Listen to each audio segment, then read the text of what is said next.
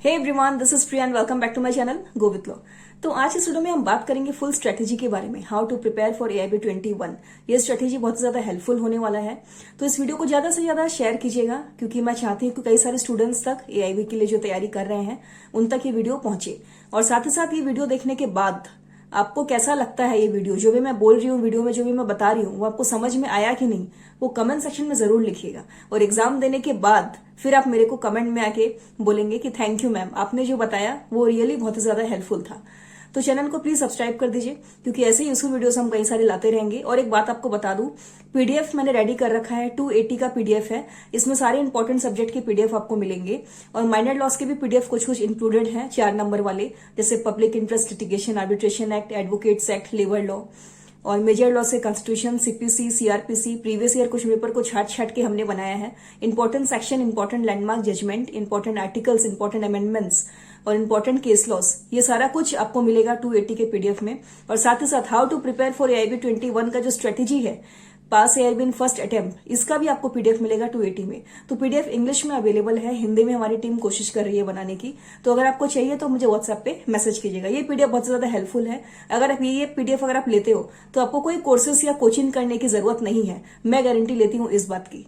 ठीक है, तो चलिए हम स्टार्ट करेंगे आज का वीडियो। तो पहली बात तो ये कि how to prepare for AIB 21, आपको एकदम काम रहना है। पहली बात यही है कि आप AIB के लिए प्रिपेयर कर रहे हो, नर्वस नहीं होना है, डरना नहीं है।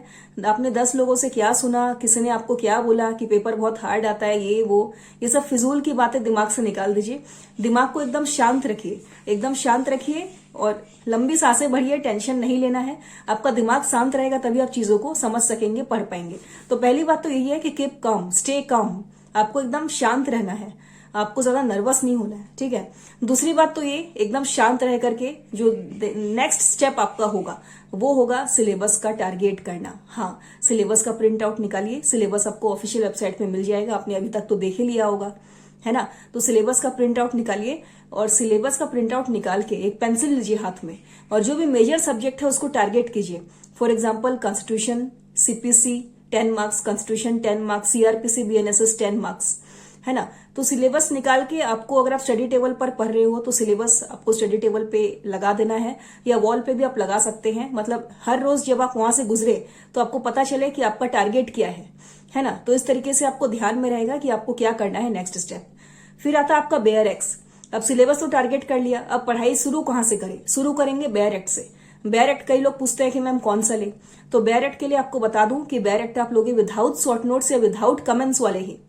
अगर इनकेस आपको नहीं मिलता है, सब कुछ खोजने के बाद भी कहीं पर भी आपको नहीं मिला विदाउट नोट्स या कमेंट्स वाले, तब आप नोट्स वाले लेकर के जा सकते हो। अंदर ऑनलाइन अवेलेबल है, फ्लिपकार्ट में, अमेजोन में आपको बेयर मिल जाएंगे।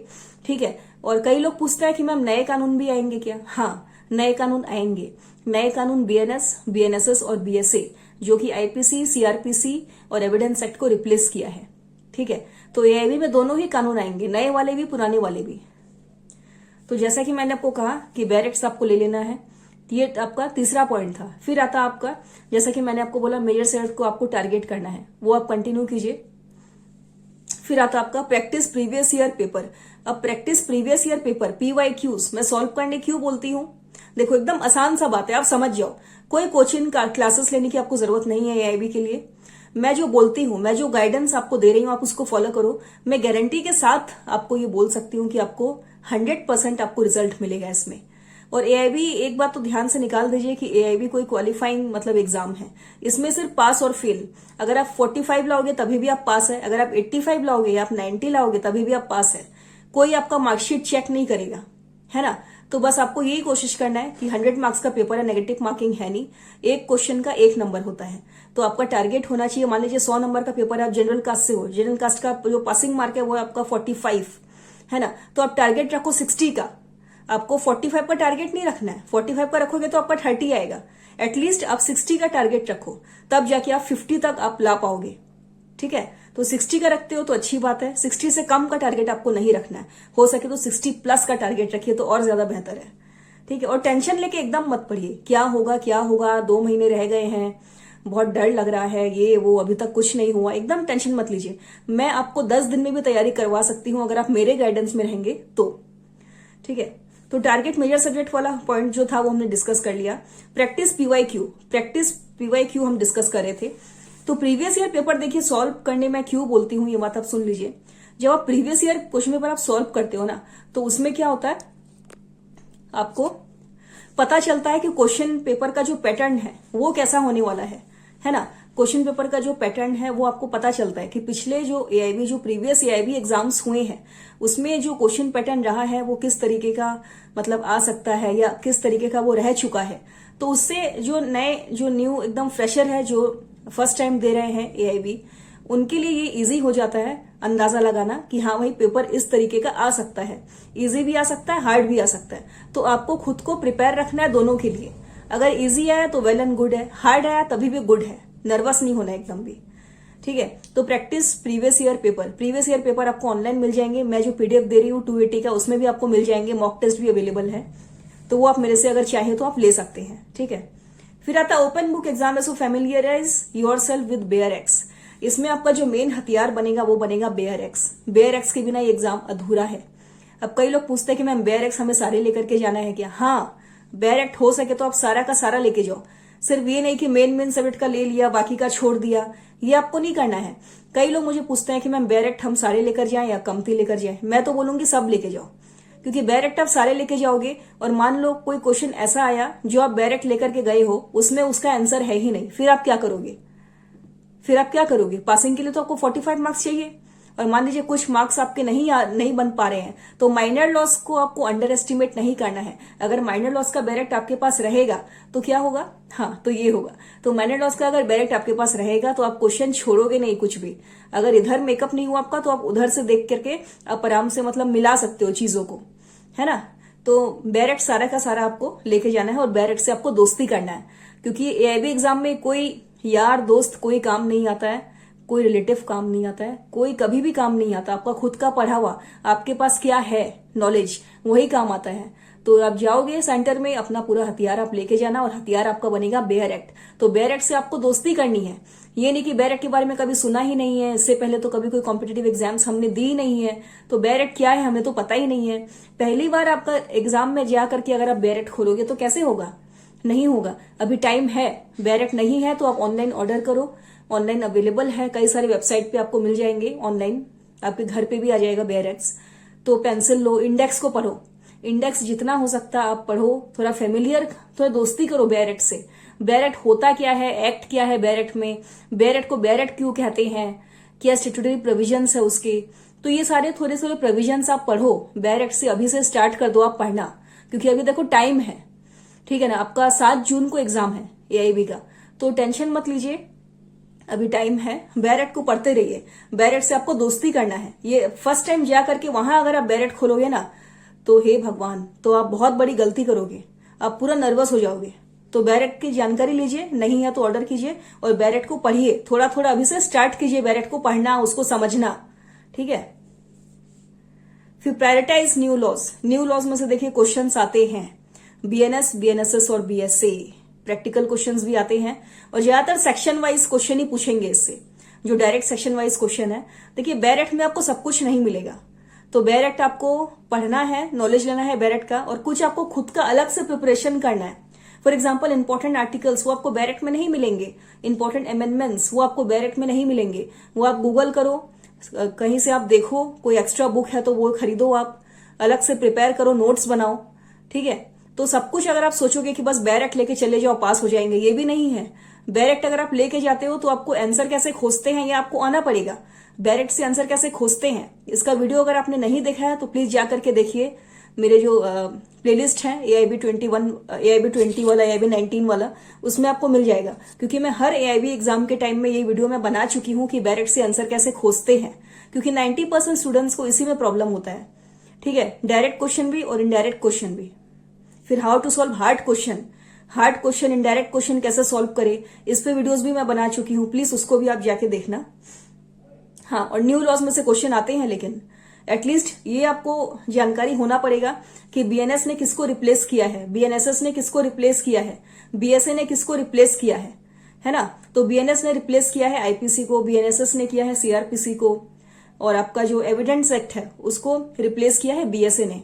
तो ये नॉलेज रखना, कब लागू हुआ था, कब एनफोर्समेंट डेट जो है इसका, ठीक है, नए नए प्रोविजंस क्या क्या ऐड हुए हैं, तो ये सब सारा कुछ आप प्लीज देखना। और फिर नेक्स्ट है आपका मॉक टेस्ट। मॉक टेस्ट देखिए मैं इसीलिए बोलती हूँ ना, क्योंकि मॉक टेस्ट अगर आप लगाओगे तो आपको उससे पता चलेगा कि आपका जो स्पीड है वो कैसा है ना, स्पीड कैसा है। 3 घंटे का समय आपको मिलता है एआईबी के एग्जाम में, तो वो 3 घंटे के समय में आप कितना सॉल्व कर पा रहे हो। इसीलिए मैं हर एक एआईबी के टाइम में समय में बोलती हूँ कि मॉक टेस्ट आप लगाओ। अब मॉक टेस्ट क्या होता है कई लोगों को नहीं पता, तो मैं आपको बता दूं कि जो मॉक टेस्ट है वो क्वेश्चन पेपर होता है। एआईबी का क्वेश्चन पेपर प्रीवियस ईयर का मेरे पास भी अवेलेबल है, आपको चाहिए तो आप मेरे से ले सकते हो, ठीक है। और अगर आपको मेरे से नहीं लेना है तो कोई बात नहीं है, आप ऑनलाइन भी निकाल सकते हो। तो प्रिंट करके देखो, आपको निकालना ही होगा। हाँ, तो क्वेश्चन पेपर का जो प्रिंट है वो निकालिए, अपना पास में रखिए mock test, question paper previous year का जो है, और बेयर एक्ट लेके बैठिए साथ में। जैसे 3 घंटे का समय आपको वहां मिलेगा ना, 3 घंटे का समय आप घर पे घड़ी देख करके बैठिए, मोबाइल से भी, आजकल तो मोबाइल का जमाना है ना, तो 3 घंटे का समय देख करके बैठिए। मान लीजिए अगर आप 11 बजे बैठते हैं तो 2 बजे तक आप कितना सॉल्व कर पा रहे हैं। तो बेयर एक्ट पास में रखिए, एक ओएमआर शीट लीजिए, ओएमआर शीट का प्रिंट निकालिए। अब ओएमआर शीट कहाँ मिलेगा मैम? ओएमआर शीट मेरे पास भी है, मेरे से भी आप ले सकते हो, और गूगल में भी आपको मिल जाएगा, ठीक है ना। तो वहां से आप डाउनलोड करके आप प्रिंट आउट निकाल सकते हैं ओएमआर शीट का। जो ओएमआर शीट कैसे भरते हैं इस पे भी वीडियो मैं बना चुकी हूं। तो 3 घंटे का समय आपको मिलेगा, तो 3 घंटे में आपको वो जो सर्कल है ना ओएमआर शीट का, उसमें आपको सर्कल करना है करेक्ट आंसर खोज के बेयर एक्ट में से। तो एकदम 3 चीज आपको लेना है, बेयर एक्ट, ओएमआर शीट और मॉक टेस्ट का क्वेश्चन पेपर। जैसे आप वहां एग्जाम दोगे ना, वैसे आपको एकदम जैसे सेंटर में आप एग्जाम दोगे 3 घंटा बैठ के, उसी तरीके से पूरा तैयारी के साथ आपको घर पे मॉक लगाना है कि घर पे आप 3 घंटे में आप कितना क्वेश्चन आप सॉल्व कर पा रहे हो। उसे ही हम कहते हैं मॉक टेस्ट। तो ये मॉक टेस्ट आपको लगाना है, इससे आपको ये पता चलेगा कि आपका जो स्पीड है वो कैसा है, आप 3 घंटे में कितने क्वेश्चन आप सॉल्व कर पा रहे हो, ठीक है। तो ये इंपॉर्टेंट है, जो मैंने आपको जो भी पॉइंट्स आज बोले कि सिलेबस को टारगेट करना है, हाई वेटेज वाले टॉपिक्स को ज्यादा पढ़ना है। तो अभी देखिए मोटा मोटी आपके पास समय है 2 से ढाई महीने, 2 से ढाई महीने आपके पास है अभी, ठीक है। तो उसमें अभी आप काम पे लग जाओ। आपका काम ये होगा कि बेयर एक्ट नहीं है तो पहले बेयर एक्ट का जुगाड़ कीजिए। कई लोग ऐसे भी हैं जो 1 हफ्ते एग्जाम के पहले मुझे आकर कहीं बोलते हैं कि मैम बेयर एक्ट है तो हमें दे दो, आप भिजवा दो हमारे एड्रेस पे। तो देखिए मैं बेयर एक्ट्स वगैरह में तो मैं नहीं देती, तो आपको ऑनलाइन मिल जाएगा bear acts. Bear acts please order कीजिए, बेयर एक्ट बहुत ज्यादा इंपॉर्टेंट है, बेयर एक्ट के बिना आप एग्जाम नहीं दे पाओगे, ये बात सच है। अगर आप सोचोगे कि मैं विदाउट बेयर एक्ट मैं जाकर के एग्जाम देके पास हो जाऊंगा, ये आपकी गलतफहमी है। आप बहुत ज्यादा अगर टॉपर हो, अगर आपने सारे एक्स पढ़ रखे हैं, सारे प्रोविजंस आपने पढ़ रखे हैं, टोटल इसे 25 से 26 सब्जेक्ट है एआईबी में, सिलेबस देखोगे तो उसमें 19 ही दिखाता है, लेकिन अलग अलग डिवाइड करोगे ना तो मोर देन उसमें 25 सब्जेक्ट है, ठीक है ना। तो ये सारा कुछ अगर आप सोचोगे कि पूरा 25 सब्जेक्ट 26 सब्जेक्ट हम लर्न करके चला जाए, रट के चला जाए, तो वो पॉसिबल नहीं है। तो उसके लिए आपको बेयर एक्ट का जानकारी होना बहुत ज्यादा इंपॉर्टेंट है। मॉक टेस्ट लगाइए, टाइम मैनेजमेंट को सीखिए। अगर आपको एआईबी पास करना है तो बस इसमें यही एक इंपॉर्टेंट बात है कि बेयर एक्ट से आंसर कैसे खोजते हैं ये आपको आना चाहिए। ओएमआर शीट अच्छा से आपको फिलअप करना है, उसमें कोई भी एरर करोगे तो आपका जो पेपर है वो डिस्क्वालिफाइड हो जाता है, ठीक है। क्योंकि आपको पता होगा कि ओएमआर जो शीट है वो कोई इंसान चेक नहीं करता, वो मशीन में डलता है, फिर स्कैनिंग होके पूरा का पूरा वो बाहर आता है, ठीक है ना। तो कुछ गलती है जो आपको नहीं करनी है, वो पीडीएफ में भी मैंने मेंशन कर रखा है। तो इस वीडियो को प्लीज लाइक कीजिएगा, ज्यादा से ज्यादा शेयर कीजिएगा, और उम्मीद करती हूँ कि वीडियो आपको अच्छा लगा होगा।